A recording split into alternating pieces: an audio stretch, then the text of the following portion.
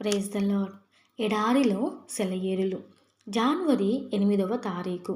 వారిని నా పర్వతము చుట్టుపట్ల స్థలములను దీవెనకరముగా చేయుదును. ఋతువుల ప్రకారము వర్షము కురిపించెదను. దీవెనకరమగు వర్షాలు కురియును. ఈజ్గేలు గ్రంథం 34వ అధ్యాయం 26వ వచనం. ఈ వేళ ఏ ఋతువు? అనావృష్టి కాలమా? వర్ష ఋతువు ఇంకెంతో దూరం లేదు. గొప్ప భారముతో కూడిన మబ్బులు కమ్మిన కాలమా? వర్ష ఋతువు వచ్చేసింది.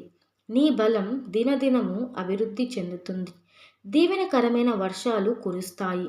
ఇక్కడ బహువచనం ఉంది. అన్ని రకాలైన దీవెనలను దేవుడు కురిపిస్తాడు. దేవుని దీవెనలన్నీ కలిసికట్లుగా వస్తాయి. బంగారు గొలుసులోని లింకుల్లాగే అన్నీ ఒకదాని వెంట ఒకటి వస్తాయి. మారు మనసు పొందడానికి ఆయన కృపనిస్తే నిన్ను ఆదరించే కృపలను కూడా ఆయనే ఇస్తాడు. ఆయన దీవెనకరమైన వర్షాలు కురిపిస్తాడు. ఎండిపోయిన మొక్కల్లారా పైకి చూడండి, మీ ఆకుల్ని పువ్వుల్ని విప్పండి. పరలోక వర్షాలు మిమ్ముని తడుపుతాయి. దిగుడు లోయగా మార్చుకో నీ గుండెను. అది నిండి పొంగి పొర్లేదాకా దేవుడు కురిపిస్తాడు దీవెన వర్షాన్ని. ప్రభువా, నా ముళ్ళుని నువ్వు పువ్వులాగా మార్చగలవు. నా నివేదన ఇదే.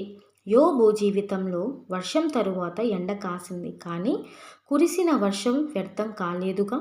యోబు అడిగాడు, నేను అడుగుతున్నాను, వర్షం తరువాత వచ్చే తలతలకు వర్షానికి సంబంధం లేదా? నువ్వు చెప్పగలవు, నీ సిలువ చెప్పగలదు. నీ బాధలో కిరీటం ఉంది ప్రభు, ఆ కిరీటం నాకు కావాలి. వర్షం కురిసి వెలిసిన తరువాత ఉండే తలతలలోని తలుక్కుని నాకు బోధపరచు.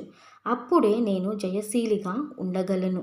జీవితం ఫలభరితం కావాలంటే సూర్యరశ్మితో పాటు వర్షం కూడా కావాలి. ఎండి పగుళ్ళు వారిన నేలపై జీవవాయువు పోసే వర్షం కావాలి. ధరణితలం హరిత శాద్వలంగా మారాలి అంటే మప్పు నీళ్లు కావలసిందే. భయాల మోయిళ్ళు బాధల వర్షాన్ని మోసుకొచ్చాయి. బ్రతుకు భూమిపై కురిసి గుండెలోతుల్లోనికి తేమను తెచ్చాయి. దేవుని దివ్య సూత్రాన్ని ఆచరించగా పగుళ్ళు విచ్చిన దిగుళ్ళ నేలలో పచ్చదనం మందహాసం చేసింది. నిన్ను ఆవరించిన ప్రతి కారుమబ్బులో పౌలు రాసిన పవిత్ర వాక్కులు గమనించు. ఈ మేఘాలు నీ ఆత్మకు క్షేమాలు. అవి నీకు మేలే చేస్తాయి. అది నీవు గుర్తించు. Praise the lord.